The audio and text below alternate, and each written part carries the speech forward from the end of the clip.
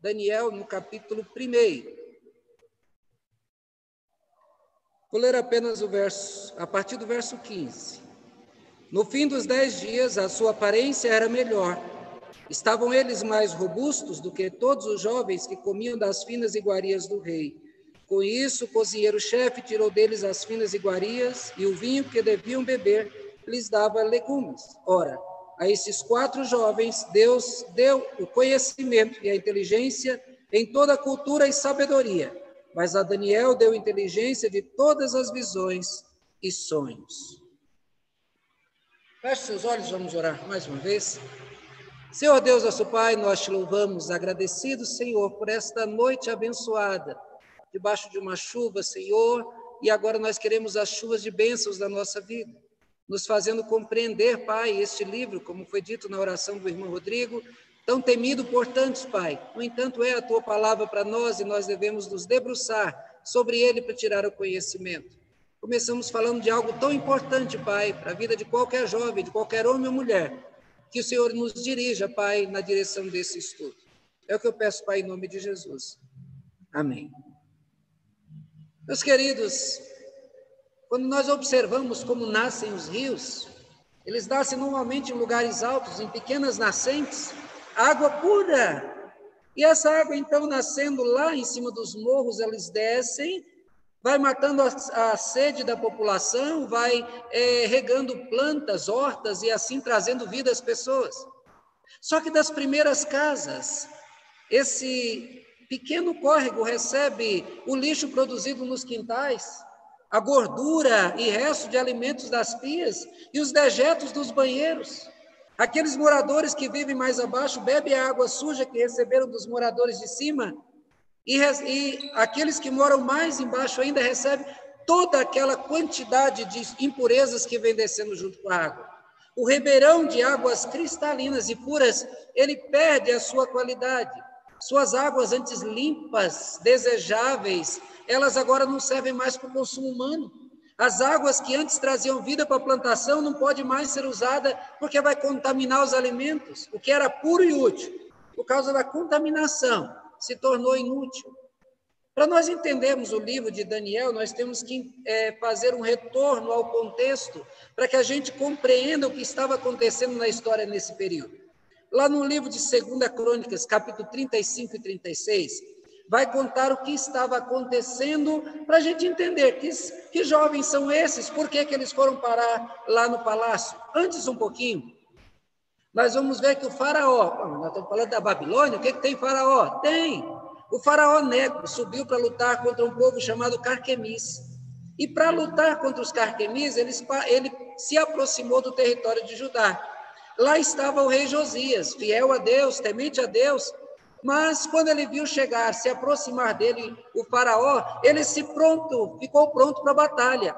O faraó mandou avisar, olha, você não é meu inimigo, eu não quero lutar com você. Mas Josias, assim mesmo, ele não deu ouvidos ao aviso que Deus deu a ele através da boca do faraó e saiu para a batalha. Acabou sendo ferido por uma flecha e depois ele morreu por conta disso. Os súditos desse rei, fizeram então que Joacás, filho de Josias, se tornasse rei no lugar dele. Só que durante 3 meses apenas ele reinou, porque o faraó Neco, ele veio, destituiu a Joacás do trono e colocou o seu irmão Eliaquim em lugar dele e mudou o nome do Eliaquim para Jeoaquim. A mudança de nome é para dizer eu mando. Então o teu nome está submisso a mim, eu mudo o teu nome para dizer que eu mando em você até na tua alma. Segundo Crônicas diz, subiu porém Nabucodonosor, rei da Babilônia, e amarrou com 2 cadeias de bronze para levar a Babilônia também. Alguns dos utensílios da casa do Senhor levou Nabucodonosor para a Babilônia, onde o pôs no seu templo. Veja, Eliaquim agora, transformado em Jeoaquim, ele começa a reinar. Só que do outro lado vem outro inimigo, vem o rei da Babilônia.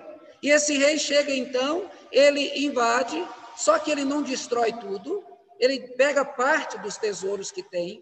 E esse, então, é o contexto que nós vimos em Daniel. O rei chega, ele leva parte dos tesouros do templo, E ele pega filhos das famílias reais e das famílias dos nobres. Qual era o interesse de Nabucodonosor desses jovens? Esses jovens eram influenciadores, né, na linguagem de hoje. Eles deveriam passar a amar a Babilônia, unir o seu coração a ela, e quando eles voltassem para o seu povo, fossem devolvidos para o seu povo, eles não tratariam a Babilônia como inimiga. Eles convenceriam seus pais que a Babilônia é a melhor opção. E aí, então, faria da Babilônia uma parceira. Por isso é que eles receberam o melhor da Babilônia. A Babilônia tinha muita coisa a oferecer, ela deu de mão beijada para esses jovens. Mas eles também eram uma espécie de prisioneiro para dizer lá para os reis e para os nobres: nós estamos com seus filhos, é melhor nos obedecer. É o que diz Daniel 1, de 1 a 4. No ano terceiro do reinado de Joaquim, rei de Judá, Nabucodonosor, rei da Babilônia, veio a Jerusalém e a sitiou. O Senhor lhe entregou das mãos Joaquim, rei de Judá, e alguns utensílios da casa de Deus, e estes o levou para a terra de Sinar, para a casa do Deus, e o pôs da casa do tesouro do seu Deus. Veja como é interessante Deus usando o templo de deuses para guardar o seu tesouro, o tesouro que foi consagrado a ele. E esse tesouro ficou nesse templo, passou reis e vieram outros reis. Lembra quando Belsazar, nós vamos estudar isso mais à frente, ele mandou pegar os tesouros para na festa lá, e acabou que Deus tirou dele o reino. Lá na época do rei Ciro, segundo Crônicas 36, 22 a 23, diz: porém, no primeiro ano de Ciro, rei da Pérsia, para que se cumprisse a palavra do Senhor por boca de Jeremias, despertou o Senhor o espírito de Síria, rei da Pérsia, o qual fez pagar um pregão passar um pregão por todo o seu reino, como também por escrito, dizendo: assim diz Ciro, rei da Pérsia: o Senhor Deus dos céus me deu todos os reinos da terra, e me encarregou de lhe edificar uma casa em Jerusalém, que está em Judá. Quem entre vós é de todo o seu povo, que suba ao Senhor seu Deus, e o seu Deus seja contigo. Esse tempo, então, apesar de ter sido trocado vários reis lá na época de Ciro, Daniel continuava servindo o reino da Pérsia.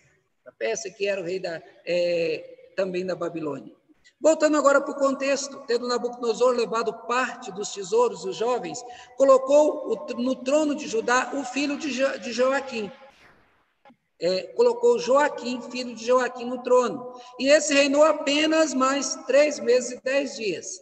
Esse novo rei, só 3 meses. Logo, Nabucodonosor determinou que levassem Joaquim à Babilônia, para que ele, então, ficasse lá sob seu governo, e colocou o irmão dele, Zedequias, para reinar em seu lugar.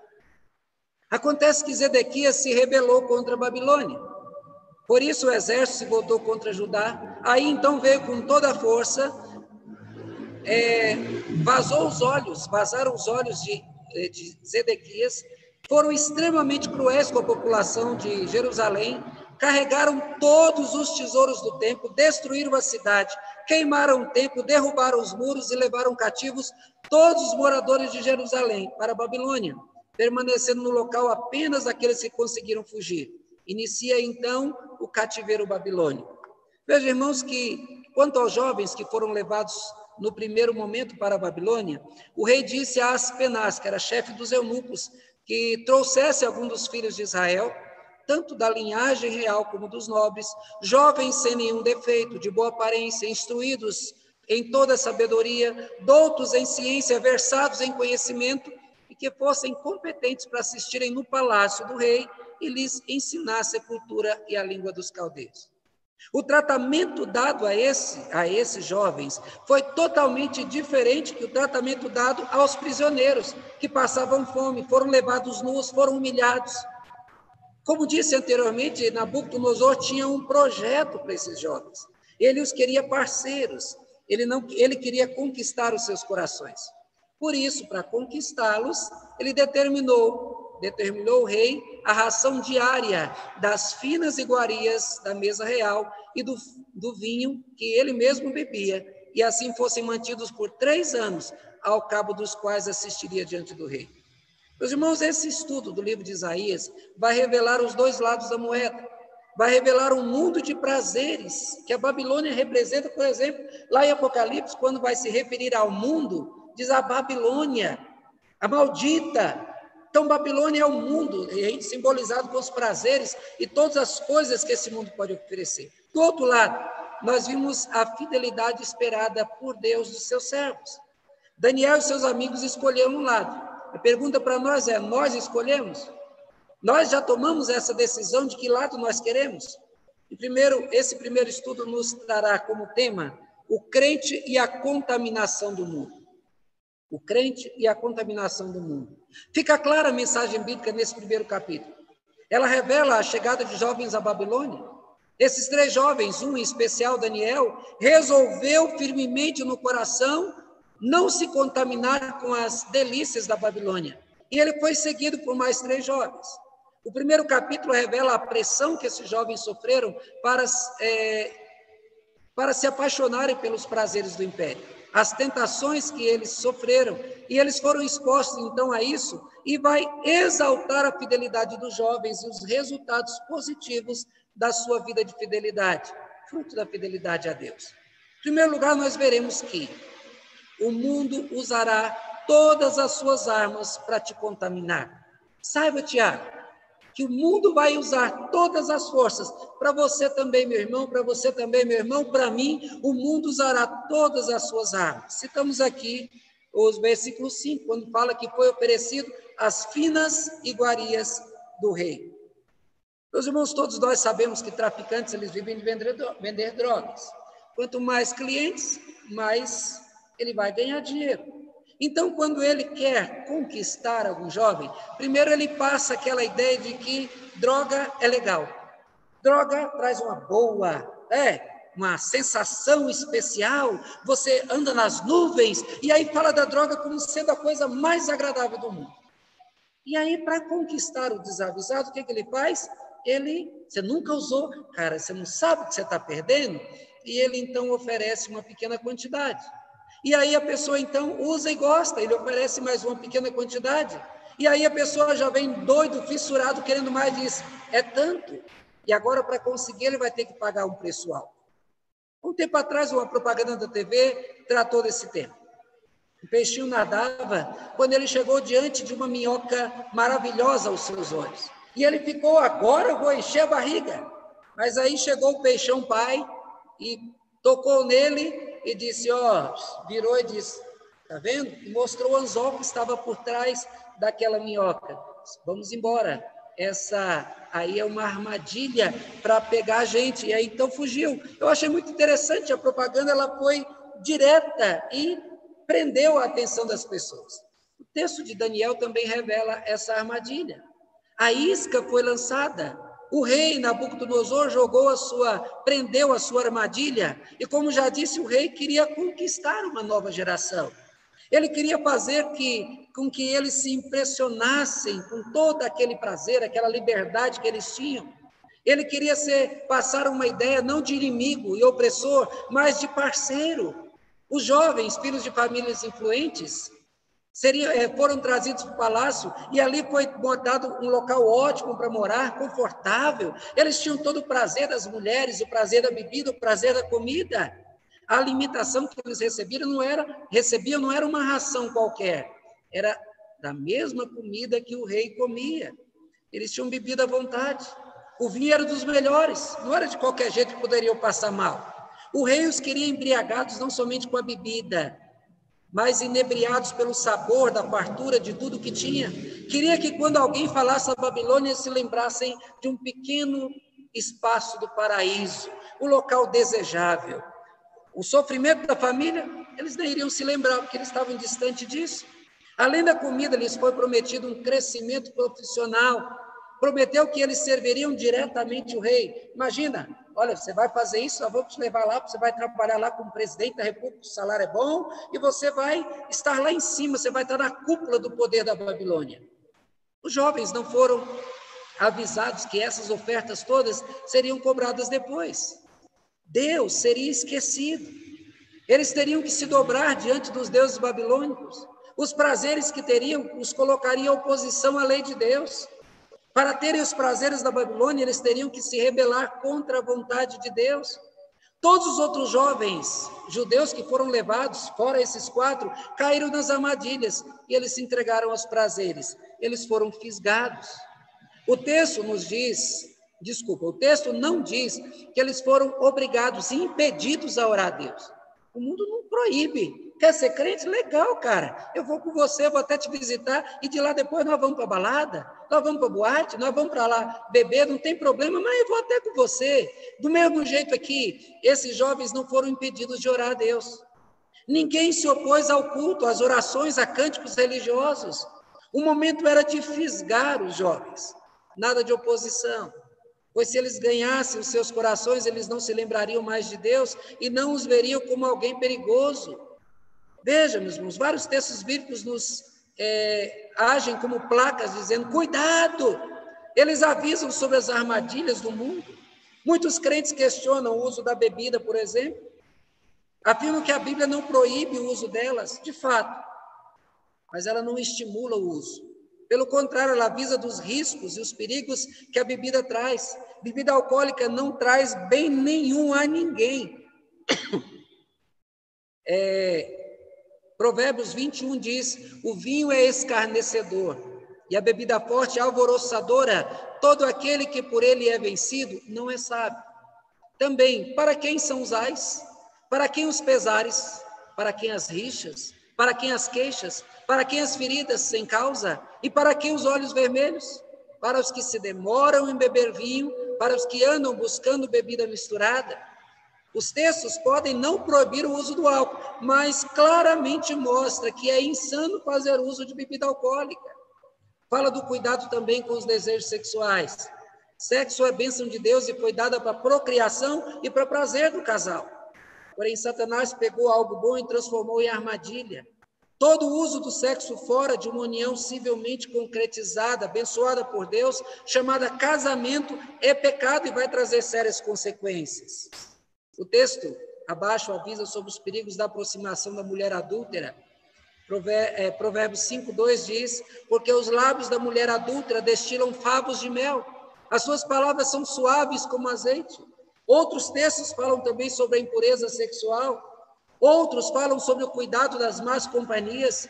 1 Coríntios 15:33 diz, não vos enganeis, as más conversações corrompem os bons costumes. Muitos se desviaram do caminho santo por passar a andar com amigos ímpios.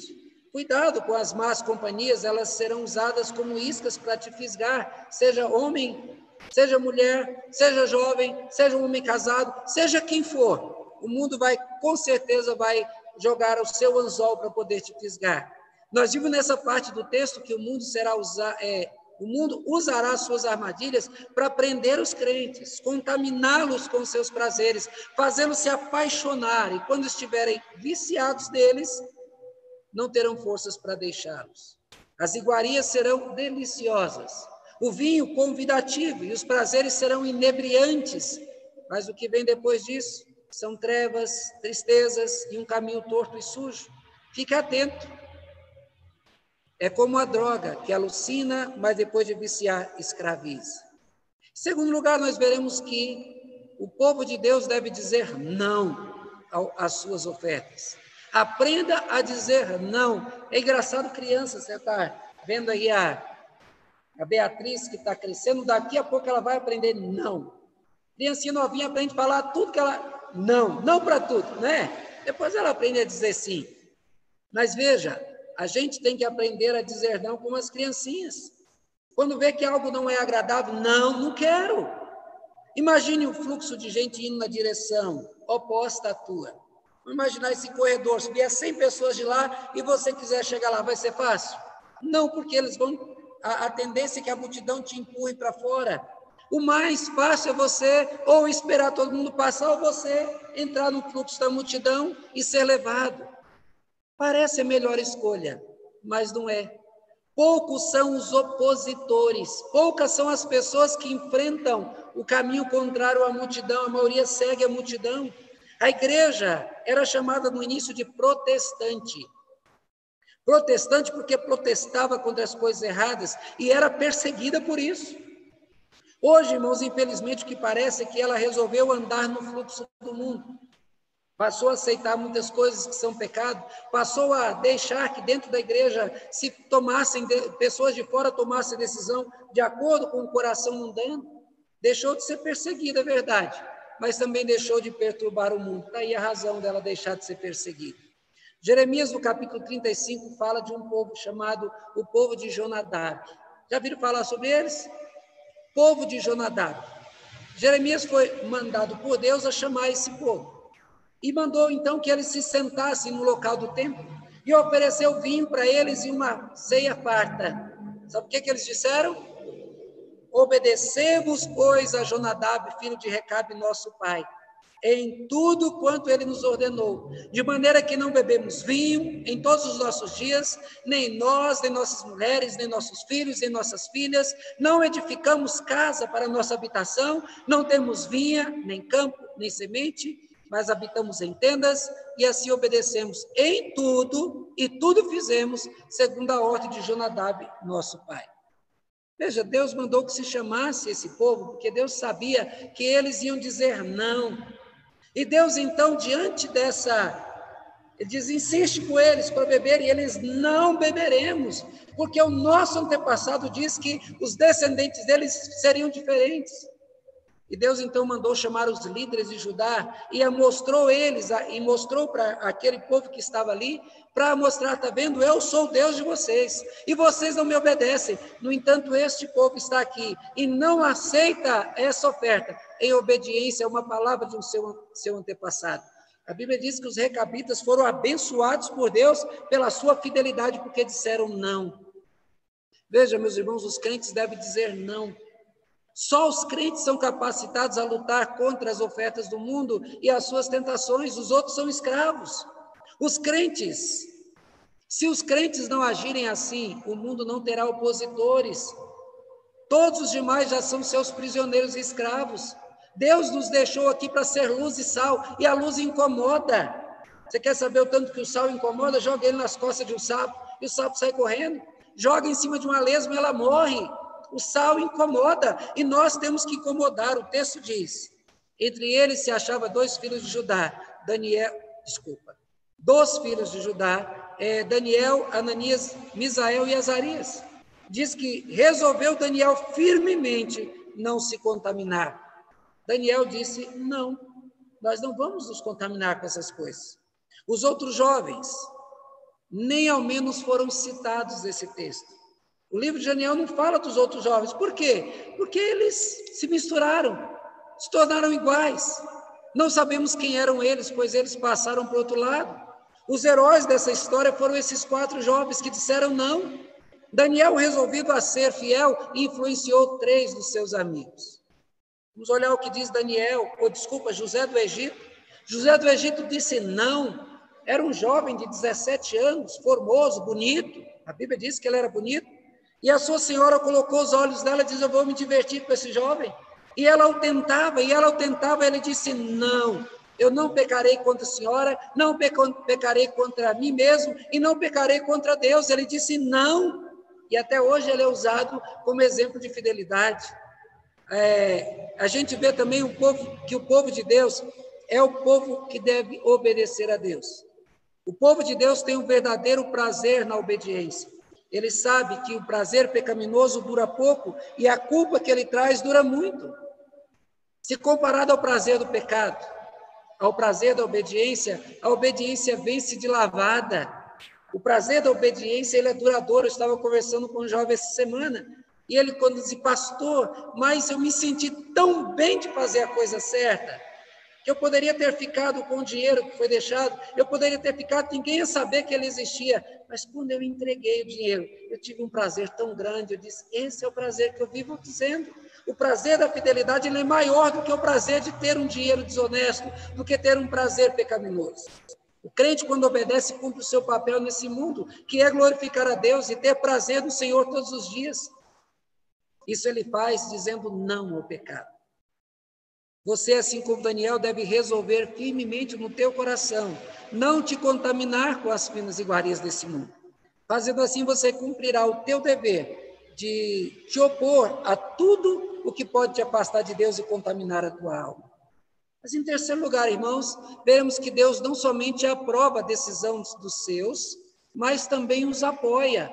Deus, ele te aprova quando você diz, eu não vou me entregar, mas Deus te apoia, te dando força. Por vezes, o povo de Deus experimentou a ação salvadora de Deus em seu favor. O Salmo 144:1 diz, bendito seja o Senhor, minha rocha, que adestra as minhas mãos para a peleja e os meus dedos para a guerra. Deus não somente quer que os seus guerreiem, mas Ele mesmo ajuda, fortalece, prepara os seus para guerrear e para vencer. Deus apoia os planos do seu povo para lutar contra o pecado. No livro dos Juízes, o povo de Deus se afastava de Deus e Deus os entregava na mão de inimigos. Deus levantava um juiz e esse juiz obedecia a Deus. Deus libertava o povo e esse povo durante um tempo era fiel e quando desobedecia, voltava e perdia. Enquanto era obediente, Deus dava vitória. Isso aconteceu nesse episódio, pois Daniel tomou a firme decisão de não se contaminar. E ele teve que pedir apoio a 2 homens, ao eunuco do rei e ao chefe da cozinha. Caso algo desse errado, esses 2 homens ímpios, eles pagariam com a própria vida. Então a decisão deles de apoiar Daniel foi algo impensável. Por que esses homens iriam apoiar fugitivos, ou melhor, prisioneiros? Não tinha razão nenhuma, não tinham razão nenhuma para colocar a sua vida em risco. Eram funcionários do rei, deviam obediência ao rei. Eles tinham tudo para dizer não, mas disseram sim. Acabaram apoiando o jovem, por quê? Porque Deus agiu em seu favor. Daniel se propôs fazer a coisa certa, Deus estava por trás, fazendo que tudo desse certo. Resolveram apoiar o projeto de Daniel. E o texto diz que Deus concedeu misericórdia e compreensão da parte desses 2 homens. Daniel e seus 3 amigos receberam a bênção de Deus e o apoio dele no seu projeto de não se contaminar.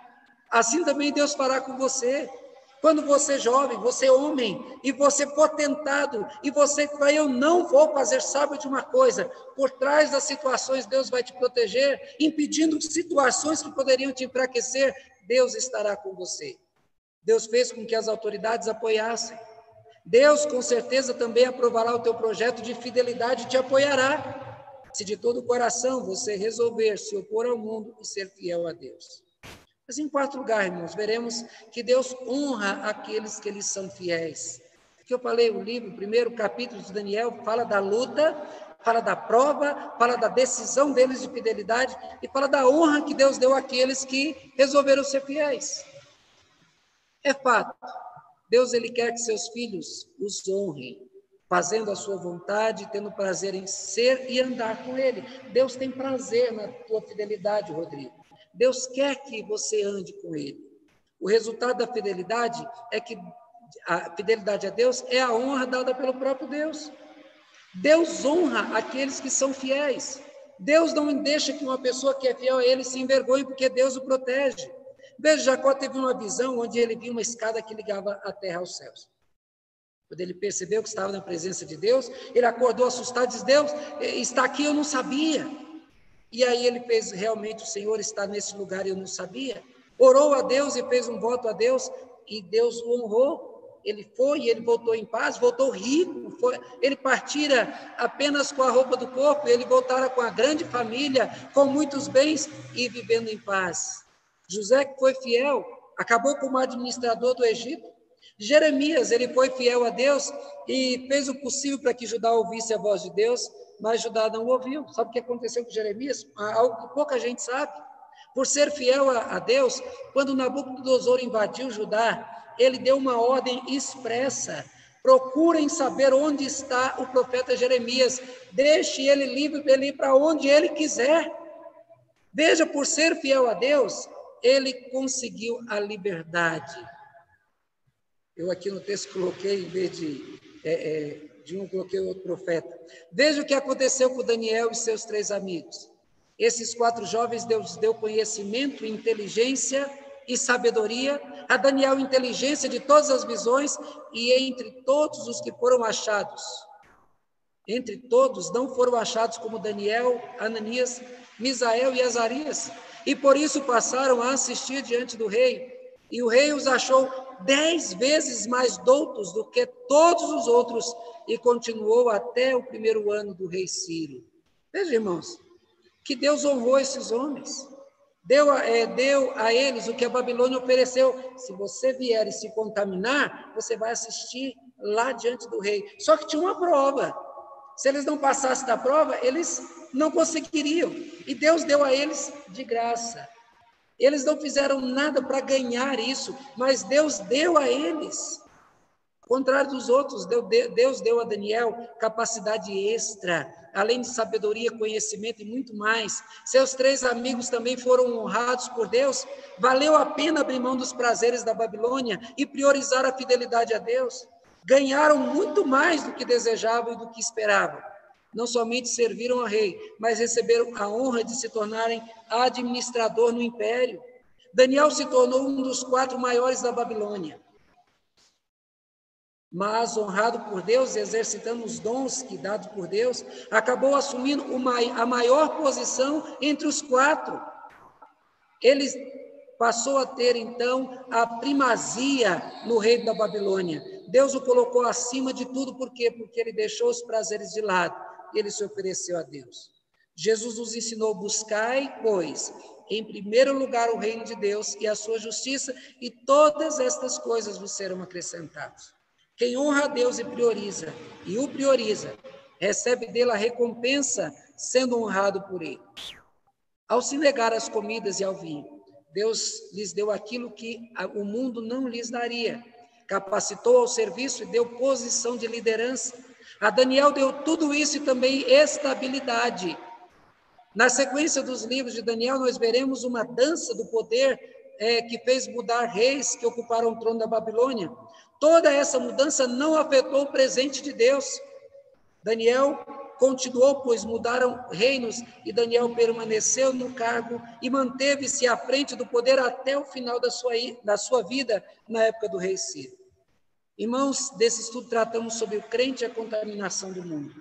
Primeiro vimos os prejuízos se misturassem. Nós vimos aqui que o mundo usará as suas armas para contaminar o crente. Fique preparado. Não importa quem você seja, não importa a sua idade, se criança ou adulto, sempre haverá um jeito que o mundo vai tentar colocar armadilhas. O povo de Deus deve dizer não às suas ofertas. Aprenda, tem consequências? Tem, mas o povo de Deus tem que fincar o pé e tem que ser opositor. Deus, ele não somente aprova a tua decisão quando disser não, mas ele também vai te apoiar, ele vai te abençoar, ele vai te preparar para a batalha. E por final, Deus honra aqueles que lhes são fiéis. Meu irmão, Deus te quer incontaminado do mundo. A história de Daniel revela estas importantes lições. Priorize a Deus, priorize o seu reino, priorize a sua justiça e tenha certeza que você nunca será envergonhado. Deus verá e apoiará a tua causa de se dedicar a Deus. O mundo tentará te atrair, usará todas as suas armas e os seus prazeres para te fisgar. Não caia nessa armadilha, pois de tudo que o mundo te oferecer, Deus te dará algo muito maior. Não caia nas armadilhas do mundo. Então, meus irmãos, esse foi o primeiro estudo no livro de Daniel. Nós sabemos que Deus, ele quer de nós algo bom, ele quer de nós algo melhor, ele quer nos abençoar ricamente. Portanto, ofereça a Deus aquilo que você tem para ser, aquilo que você tem para fazer para o reino de Deus. E que Deus te abençoe.